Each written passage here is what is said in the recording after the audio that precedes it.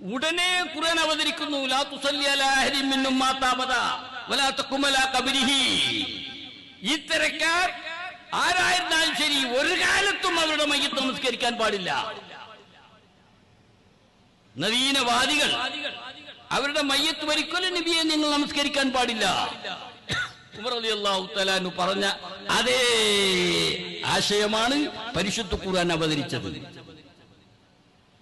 എന്തെങ്കിലും താല്പര്യങ്ങൾക്ക് വേണ്ടി സുന്നത്ത് ജമാഅത്തിന്റെ ആശയാദർശങ്ങൾ തള്ളിക്കളയാൻ പറ്റില്ല.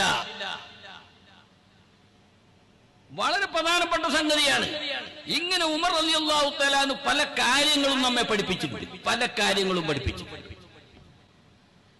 സുന്നത്ത് ജമാഅത്തിനെ സംബന്ധിച്ചിടത്തോളം അദ്ദേഹത്തിന്റെ വാക്കുകൾ അവസാനത്തെ വാക്കായിരുന്നു. ഇന്നിവിടെ എന്തൊക്കെ പ്രശ്നങ്ങൾ, അതൊന്നും പറയാൻ സമയമില്ല. ചിലതൊക്കെ പറയണമെന്ന് വിചാരിച്ചു, പക്ഷെ സമയമില്ല.